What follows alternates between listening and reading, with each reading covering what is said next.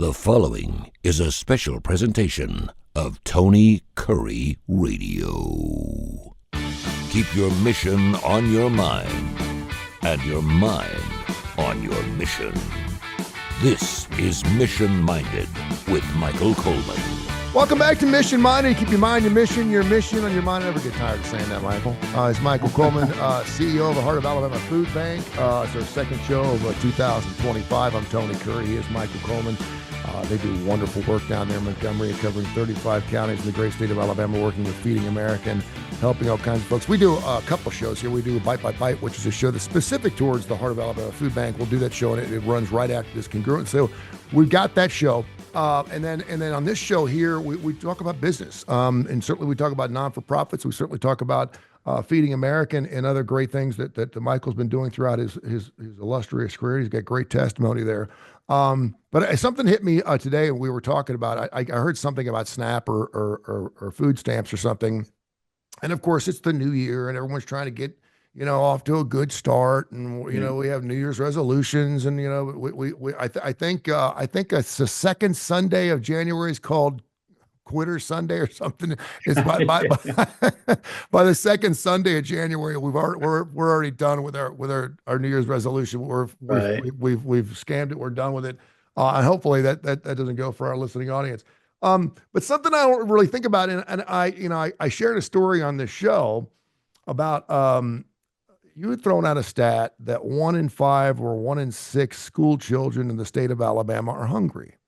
And when I said, what do you mean hungry? I mean, all kids are hungry. My daughter eats nonstop. She'll eat dinner, and then 5 minutes later, she wants a snack, no, they're in need of food. They don't have enough food to eat. They don't have enough food to eat nutritionally, substantially. They just don't have it. And that just seems like, wow.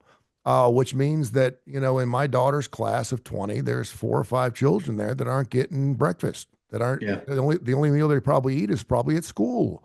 Right. And we saw that after COVID, we had the free lunch thing, and some schools continue to do that, some didn't. But, during the summertime, a lot of parents have a hard time dealing with that because they have to feed their children 3 squares a day or 2 squares a day, depending on when in school they know they're getting that meal.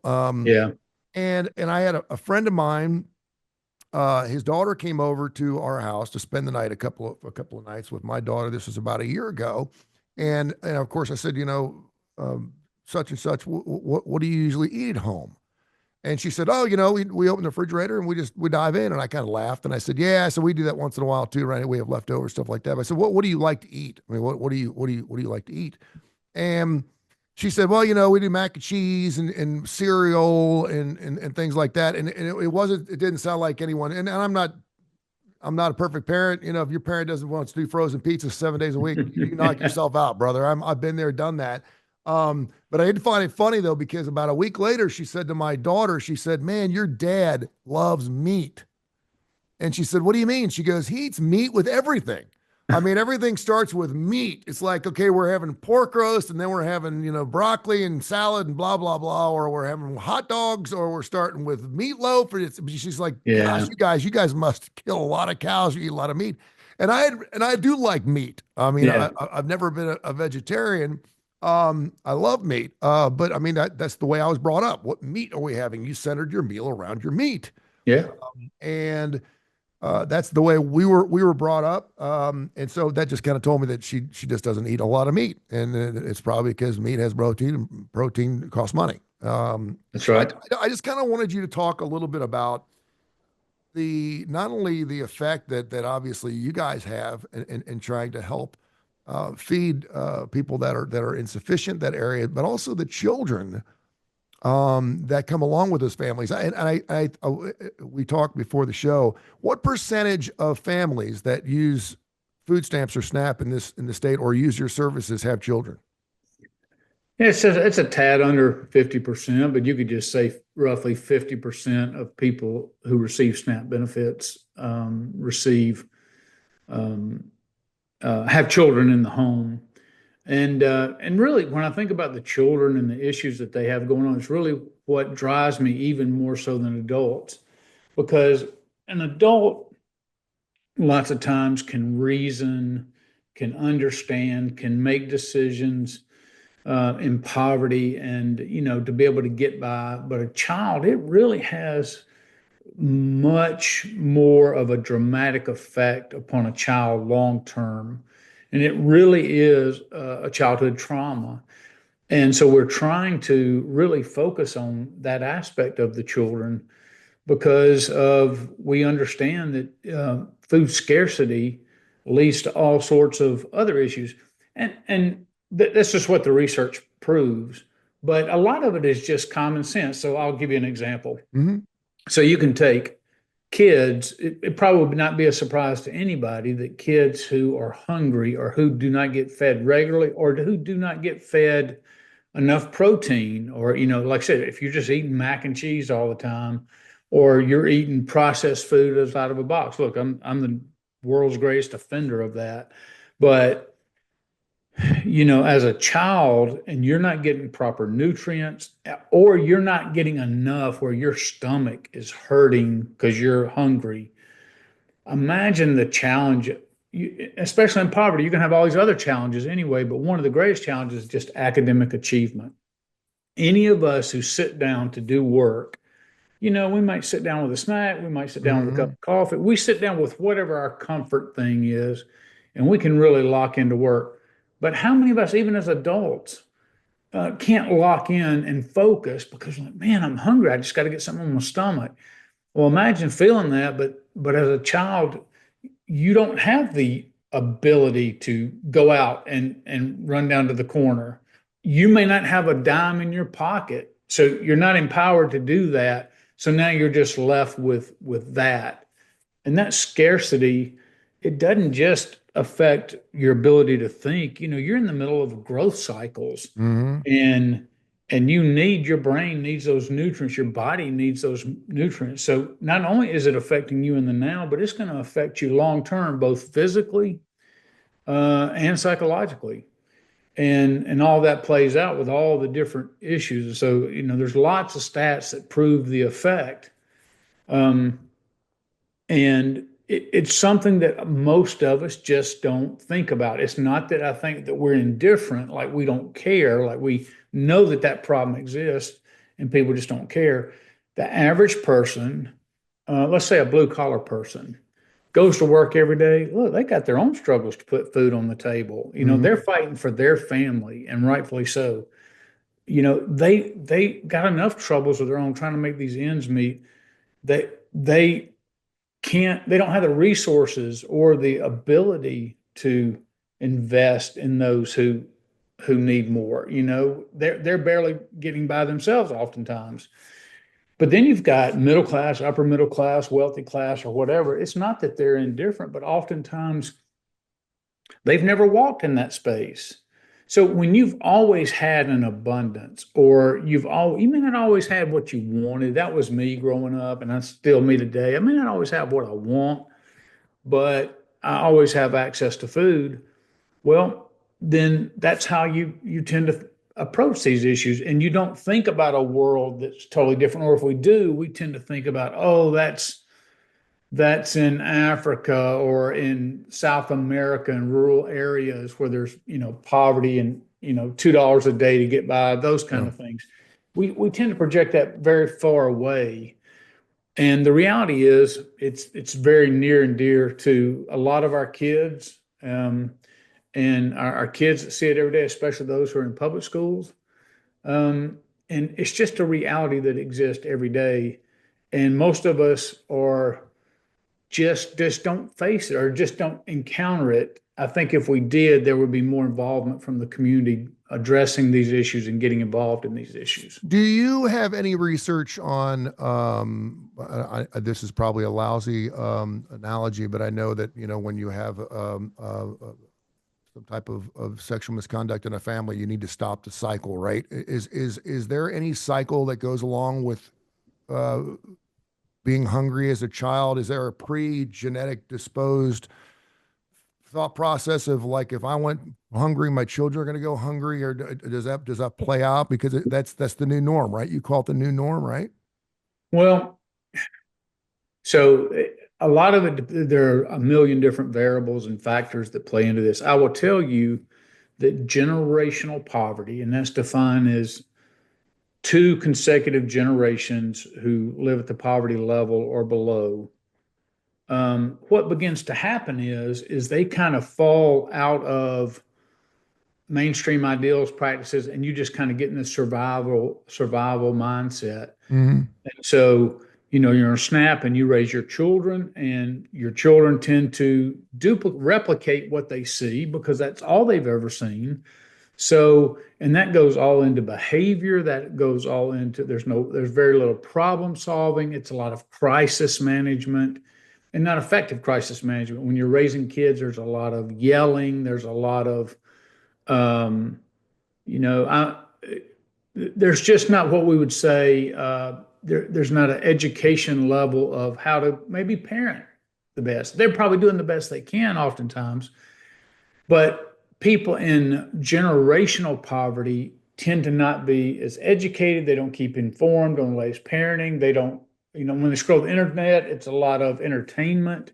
It's not a lot of self-improvement type of things. Mm-hmm. So what you see is the neighborhood, your family that you have, and the neighborhood around you, which you tend to see these, and you see these lots of times in housing projects. And so, like in Alabama, there's housing projects up north where there's not a lot of African Americans, and the housing projects are all white. And you see this amongst white community, white poverty, black poverty, Hispanic poverty. You're just going to replicate the same things that you see. And when you start talking about, it affects your physical health, but it also affects your mental health. When you then go to school or you go over to a family's house who is not in generational poverty, it's like a whole new world. Like, like somebody asking you, you meet me, because that's something that they don't see. And so they don't get exposed to the other things. They don't get exposed oftentimes to new ideas and different ways to live. And so when you're living in generational poverty, they just replicate that same thing. They tend to remain on government assistance. They tend to have children out of wedlock. They tend to, at an early age, they tend to not possess the skills that are necessary to work anything other than minimum wage jobs. They don't tend to marry and stabilize a home. And they tend to have a higher rate of mental health and behavioral issues along with it. And so, like I said, there's a whole lot of factors that go in that, but food insecurity is certainly part of that issue that plagues generational poverty. Well, I have Michael Coleman. He's the CEO of the Heart of Alabama Food Bank, Feeding America, of course, one of the wonderful entities they help. And of course, we also do a show called Bite, Bite, Bite, which comes on right after this. You can get the show at least 5 days a week on the Tony Curry Radio Network, thanks to 100,000 folks who have downloaded the app. And of course, wherever you get your favorite podcast, you can watch right here on our YouTube channel. I watch a lot of history shows, a lot of documentary shows and stuff. And I remember back in the Depression days, and certainly when times get really tough, the children would quit school to go to work so they could raise money for the family. Does that still happen? No, because I will tell you. So let's take people in poverty. And for this example, I'm going to specifically look at the African American community. There are pictures that you see from the 20s, 30s, 40s, 50s, even into the 60s, where the vast majority, and research plays this out. And Thomas Sowell, who's an African American at Stanford, at I think the Hoover Institute, he has written several books about this. He has documented all the research. Brilliant man. But he has talked about how that when you look at the families, they may have been standing by a shack that was their home. I mean, you're seeing real poverty, but you almost always saw a mom and a dad and their children, and they had values that were taught that were a core part of that community. Mm-hmm. And then and so but the governmental intent, I've addressed this on other shows, but on the government's attempt to do something about poverty, maybe they were well intentioned, but what they ended up doing was saying, I will give you money, but I'm not going to give you money if a man's in the house. It's for divorce or single mothers and all that. So in order to, they're offering this great benefit, but it basically chased a lot of men out of the house. And then you see generational now that's just kind of become ingrained in our culture to where, and again, this is not just in the African American community, but it's white poverty as well. You get a girl pregnant, it's like, well, no big deal. I'm just going to keep getting girls pregnant because they will get Medicaid will pay for their baby to be born, so they don't have any hospital expenses. They'll get food stamps, they'll get WIC, and they'll get welfare to take care of the wife and children. So there's no ownership in that. And I will tell you that was not the African American households back in the 60s and 50s and 40s.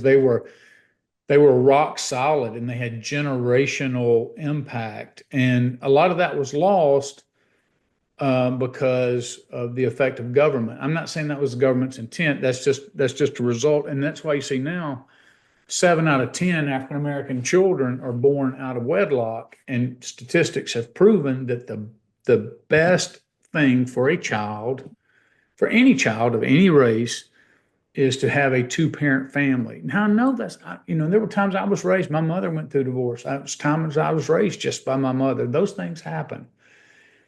But when they replicate themselves generationally, the children are starting from so far behind and they have so many barriers to overcome that it's rare now that people are able to come out of this when they're living in actual generational, where you have 2, 3, 4 generations now that have only known poverty and dependence on government.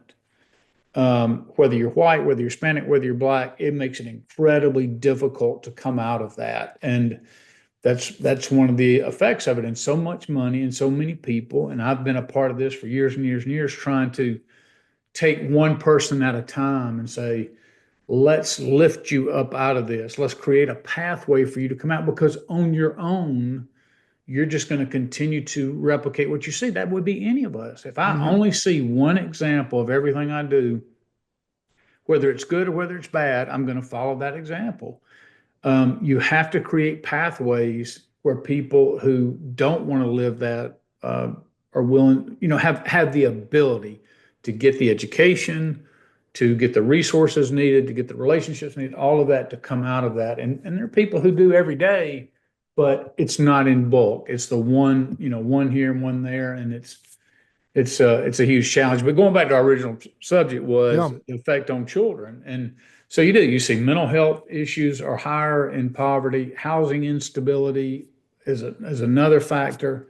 There's just so many things. And I've seen adults who grow up with food insecurity and that food scarcity. And you can see they're always worried, obsessed about where their next meal is going to come from.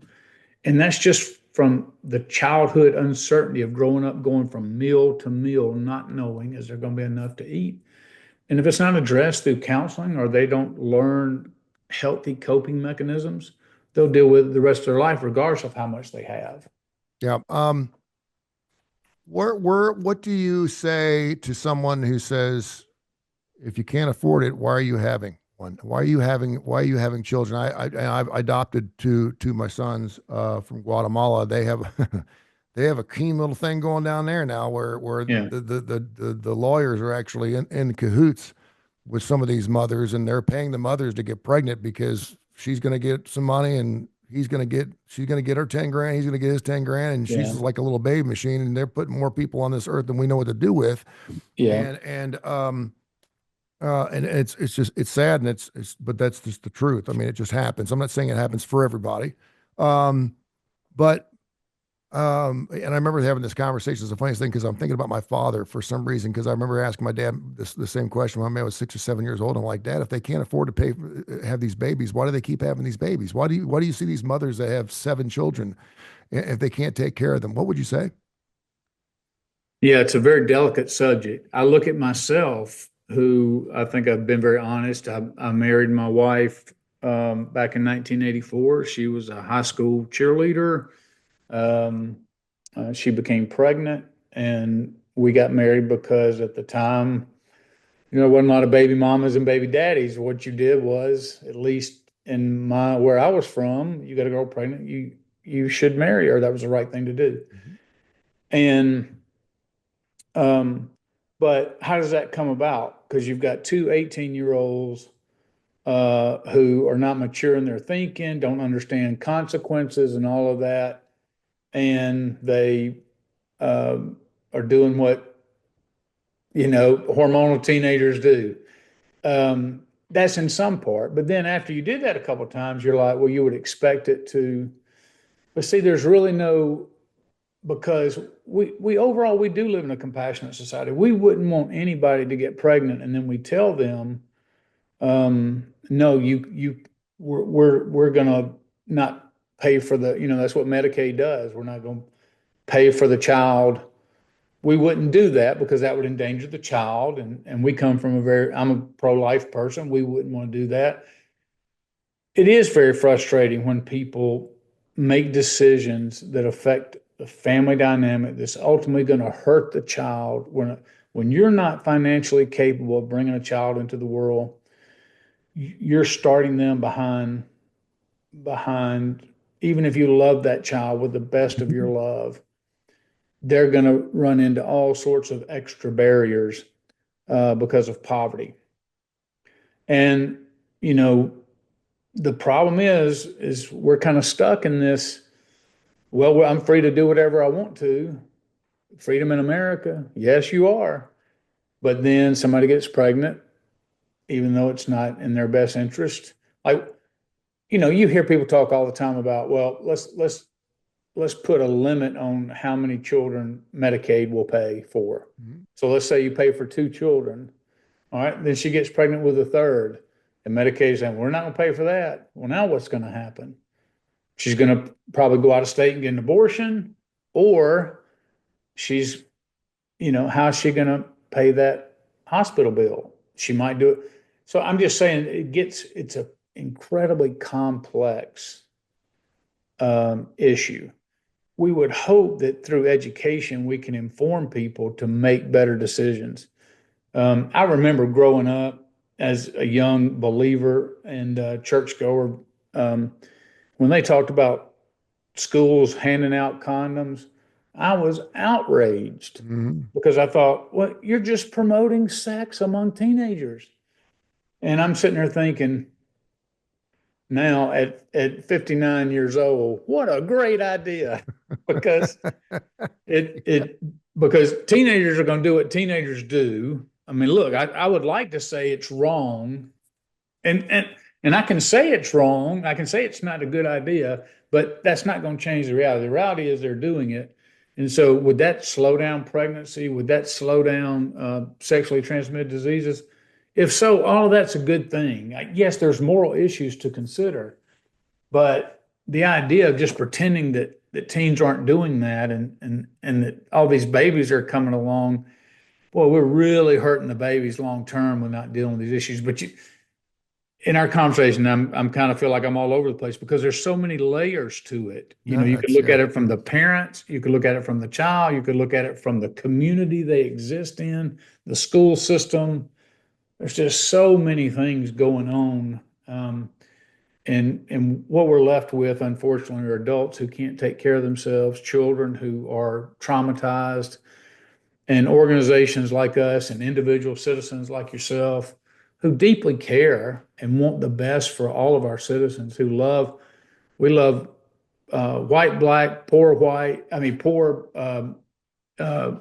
middle class, wealthy. We love all people and we want the best for everybody. But getting there sometimes is a frustrating exercise and a heartbreaking exercise. I think when I asked my dad, why do they keep having kids? I think my dad said, well, they're bored, hon. He said, and I think I was like, oh, and he's like, well, my dad had a little Archie Bunker in him, but he was like, well, what are they doing? I just posted a meme on my Facebook that said, I wonder what my parents did for entertainment back before computers. And I'm like, let me go ask my 18 brothers and sisters what they think. Yeah, they were bored. I mean, what was it? I mean, it feels good. Sure. I mean, let's say, what do you say? But the white community, if you think about it, if you look at Appalachia, And so we're not talking about just, I mean, we're talking about we're eating possums because there's nothing else to eat. They would have huge families. Oh, yeah. And you could tell them. And wanted huge families. And you could tell, because lots of times it could help out on the farm or do other things, but lots of times, they were killing animals just so they'd have something to eat. Mm-hmm. So again, I don't want to portray that this is because you have history with Appalachia and the different regions that affects, and the white community and how deeply entrenched they are, and they replicate that same thing generation after generation after generation. So people are people. You have specific things within each racial community or ethnic community, I should say, but yeah, people are people, and yet here we are saying we're still going to love them, we're still going to show compassion. It's not their fault. Yeah, but it's frustrating, yeah. That's especially when we see little children who can't learn like they need to, don't have the resources they need, or are destined for more of the same, and that's heartbreaking. He is Michael Coleman, Heart of Alabama Food Bank, the CEO down there. And, of course, I'm Tony Curry. This is Mission Minded. We do this show every single week. It's a great show. Go back and listen to our archive shows. We've got some fantastic shows. We've been doing them for several years. And, of course, another show coming up here next. If you're on our TKR network of stations and podcasts right now, it's called BBB, Bite by Bite. We'll do it next right here on Tony Curry Radio.